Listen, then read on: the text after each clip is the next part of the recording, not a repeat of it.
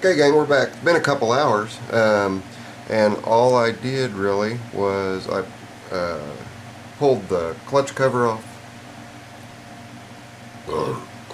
Sorry, got the camera backwards. So pulled the clutch cover off. Clutch comes in, makes contact with that, and spins the shaft so that I expose the clutch and check the clutch. Clutch is in really nice shape. Very, very little use on it. Very little clutch dust around the outside, and also the inner side of the drum. And just a little quick tip for you guys. If you find that your clutch is slipping, your chain isn't spinning, or your weed trimmer head seems to be stopping and slipping, you can take some Scotch-Brite or some 400 or 600 grit emery paper and scuff the inner surface where that clutch expands and makes contact here, and increase your clutch grab. That is, if you don't want to mess around with pulling the clutch pack off and putting weaker springs in so that you have more force going against it. Another thing you can do is also just rough up your clutch surfaces here too, your pads. So now I also took the recoil off so that I could run the engine in either direction, spin the engine in either direction. And when I took it off, I noticed I had a tiny little bit of play. You see right there, a little bit of play in the crankshaft. So that's a good sign. I hope it's a good sign. So what I wanted to do when I did that was look and see if the piston was moving, and it was. It was moving right along with it. So that's not at top dead center or lash or anything like that. So let me readjust the camera just a little bit here. There. We'll zoom in just a hair too. Using a different tripod this time. Excuse me, I know, that's gross, but dudes are dudes. We don't blow our nose. But as I got to working, it started moving more and more and more. So then I came in and I inspected my blowhole, the exhaust port. And I don't know if you guys can see here. Let's see if I can get that light in there just right.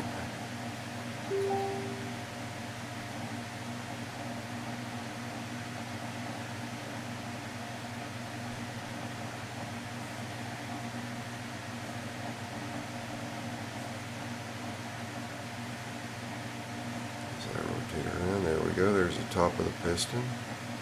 And you can see the inner cylinder wall is just beautiful.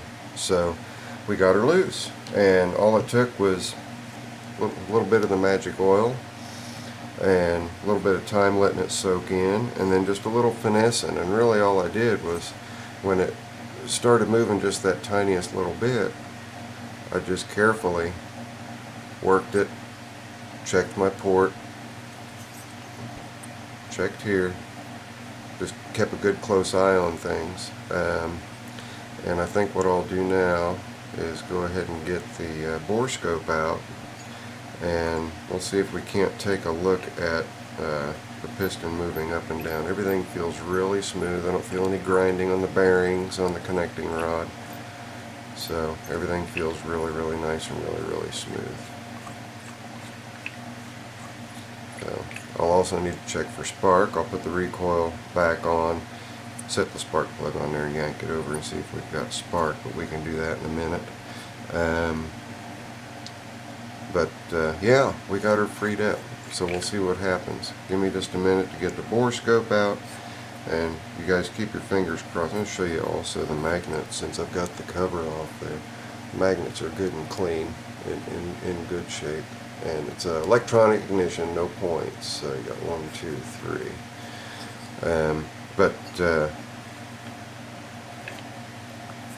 Yeah, I'm pleased. Next thing I'll do after I bore scope and check for spark is I will take the carburetor and give it a good bath, but I won't do that till I get out to the shop. So, like I said, that's one of the wonderful things about being a bachelor. If you feel like taking something apart in your office, then you just break out your work table, take stuff apart in your office. So stay tuned, let me get the borescope.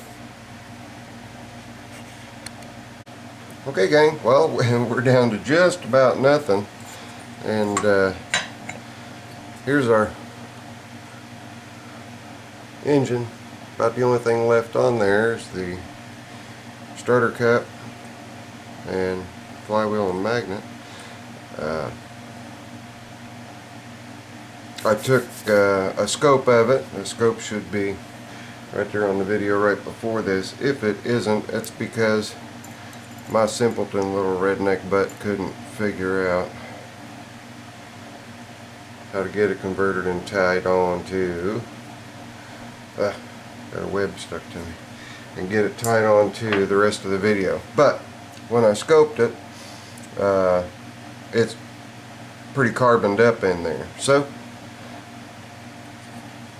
pulled everything apart. Let's go ahead and yank this sucker off of here. There we go. Now we'll try to get a good look at the interior of the cylinder, and it's not too bad. But I'm going to get all that carbon cleaned out, see if I can get lucky and find me a new gasket for this thing. But what's nice about this is, I don't know if you can see it, but the crosshatch in this cylinder is still present everywhere. So very little time on this engine, which is going to make it make it real nice. Once I get everything back together, it should run good and run for a good long time. Now let's take a look at the top of the piston there. See all the carbon that we've got there. We're going to get all that cleaned off, and we'll look at either side of the piston, nice and clean, no score marks. Get to the other side. This is the exhaust side, so it's going to have some burn marks on it, but it ought to be a fantastic motor once we get everything cleaned up, put back together. It's not going to get cleaned up till I get out to the shop, and I'll just throw her in the parts washer and give it a good scrubbing. Down inside the crankcase, there's just a couple little spots of rust apparent on it.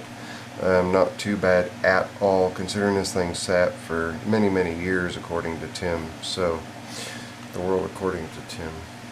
But bearings feel really nice in it. Nothing grinding. Sorry, nothing grinding. Seems real nice. I don't think I'm going to have to split the case in half. I don't see any reason to do that at this point. We'll just get her cleaned up real good. I've also got the carburetor assembly to go through, and since I'm going through the entire engine, I'm going to go ahead and replace these lines. They're just about as hardened. Well, you can see the carburetor just hanging from the lines. The lines should be a lot more flexible than that, so I'll go through that, clean that up real good too, throw it in the parts washer, and we'll get this little guy up and running in no time. The mail ran today. I still don't have the pole to go with this, but or the saw head, but maybe by the time that does arrive, I will have a nice good running power unit. Did not check spark before I tore everything down. My bad. No big deal. I'll go through all this, and then if it turns out my ignition module's bad, well, then I'll have an entirely new situation to get into and trying to locate one. I'm going to go ahead and pull the got myself in a bad spot here. There. I'm going to go ahead and pull my muffler deflector off and take a look and see what the spark arrestor screen looks like on there. I want to show you guys something else too. You go to restaurants and you get dip or something like that, and sometimes that dip will come in these little stainless steel cups. Well, that's what this is. If you look at the bottom, I've taken and super glued neodymium magnet on the bottom of it. So now I have a little mini parts holder, screw holder. which is just great for little engines like this. So anyway, let's look at the of course, I've got so many screws. I've just about every screw on this thing is in that little cup. Let's see what our screen looks like here. Yeah, the screen doesn't look too bad at all. I don't know if you guys can see in there. Let's get the flashlight again. Handy dandy little mag light. Yeah. Just a little bit that we could do to clean that up. So, well, no, not really. Looking down in there, I can see the base of the muffler without any problem. Let's pop that off. There you go. Here, I'll shine it in. Here, you guys can see the light shining through. Maybe. There, you can see. The screen's in pretty good shape there. So I'm not too worried about that. But,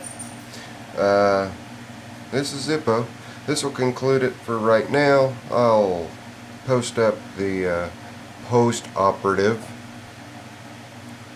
after I get it reassembled, and we'll see how the thing runs. We'll try starting it together. So anyway, this is Zippo. Getting real close to New Year's, so I wish everybody a Happy New Year's, even the little trolls that are telling me to quit babbling in my videos and just get right down to the content in my videos. But those of you that know me know that I babble also, and that's part, I've been told that's part of what people adore with my videos, is that it's not just about the job.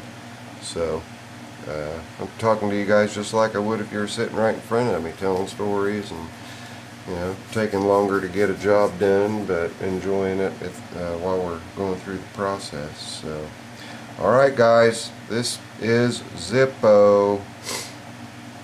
Y'all be safe if you go out on New Year's Eve. Be smart if you go out on New Year's Eve. I'll catch y'all later. I may try to go out myself and find a pool tournament, usually some going on somewhere. So anyway, this is Zippo. Later. I'm out.